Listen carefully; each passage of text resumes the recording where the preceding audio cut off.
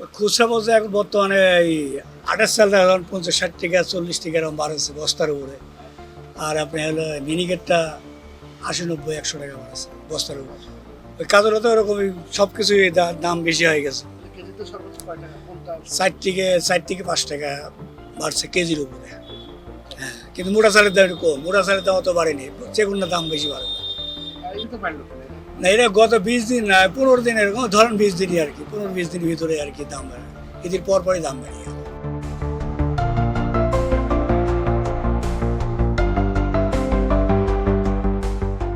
ঈদের আগে আপনার মিল রেটের রেট ছিল আপনার 50 টাকা। 28 সাল ছিল মিল রেটে আপনার 1300 টাকা 1350 টাকা করে 28 ছিল। এখন সেটা 1400 টাকা হয়েছে। আর আপনার কাজল লতা ওটা ছিল আপনার 1550 টাকায়, ওটা এখন 1600 টাকার মতন যাচ্ছে। মিনিকেটটা 1700 1750 ছিল, এখন ওটা 1800 টাকা। চাউলের ধানের দামও ঠিক সেম 150 টাকা 200 টাকা বাড়ছে।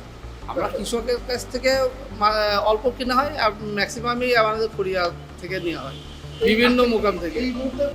ধানের দাম বাড়ার কারণটা হচ্ছে আপনার অ্যাকচুয়ালি যেটা হচ্ছে আপনার মোকামে যারা কিনে, যারা ব্যবসায়িক, তারা কিছু কিছু সময় ধান কিনে স্টক করে রাখে, ওইটা থেকে বৃদ্ধি করায়। এবং তাদের হাতে সব কিছু, আমরা ওইভাবে করে এইটা। এখন অন্যান্য মিল মালিক কীভাবে করে সেটা বলতে পারেন। আমরা যখন বাজার যেরকম যাই, গড়ে দুইটা আগের কিনা আর এইটার কিনা গড়ে একটা করে রেট।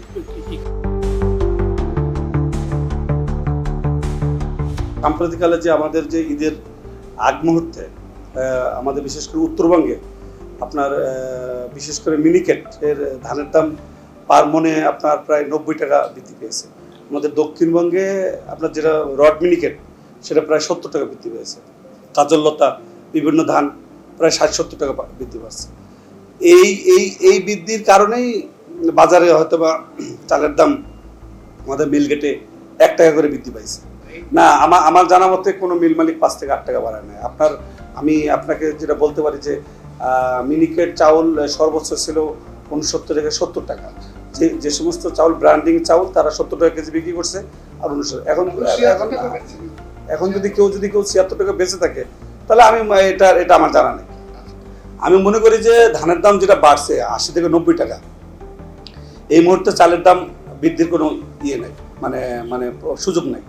যাদের কাছে ধান 2 মাসে যারা ধান কিনছে, সেটাকে আপনার রেগুলাইজ করতে গেলে চালের দাম এখন বাড়ার কোনো সুযোগ নেই।